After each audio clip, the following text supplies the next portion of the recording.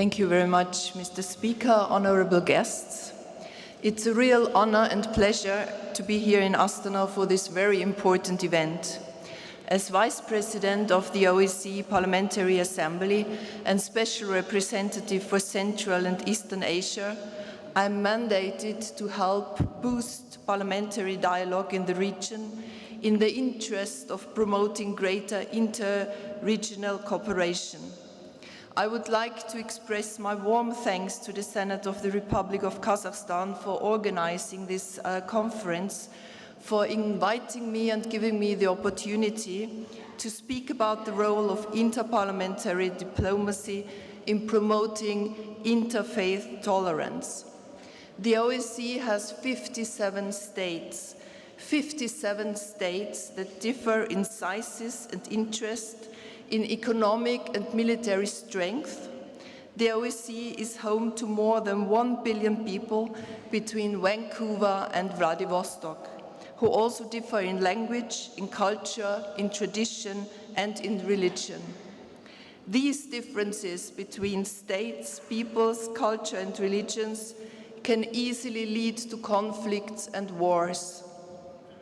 And sadly enough, we can find many tragic examples in our history and even in our present. But we also know diversity is not an obstacle for peace and stability. On the contrary, we can find many proofs that diversity can be an invaluable promoter for development, wealth, content, and a rich cultural expression ladies and gentlemen, if we respect the interests, ideas, and beliefs of the others, learn about their point of views, and search for cooperation. This, ladies and gentlemen, is the aim and the purpose of the OSCE. This is the overarching objective of its Parliamentary Assembly, namely to foster dialogue, to build bridges, to create the necessary environment for successful cooperation between our nations and our people. I myself am an ardent believer in the role of interparliamentary diplomacy, and promoting tolerance and understanding between religions and supporting interfaith cooperation has always played a very important and constant role for our work at the OSCE. For that reason, the OSCE chairman in office has a number of personal representatives working on issues related to tolerance and non-discrimination. The Parliamentary Assembly itself has become an important platform to support interreligious dialogue and to discuss issues stemming from interfaith relations. This was possible because the Assembly is a unique place where we, the elected representatives from this huge OSCE era, with all kinds of cultural and religious backgrounds, can come together. It is an international place where we can gain access to knowledge and experience beyond the scope of our domestic policies, knowing which we then can take back home to inform our colleagues and our citizens. OSCE member states and beyond should tap into these resources and use them for further promote interfaith dialogue and contribute to comprehensive security.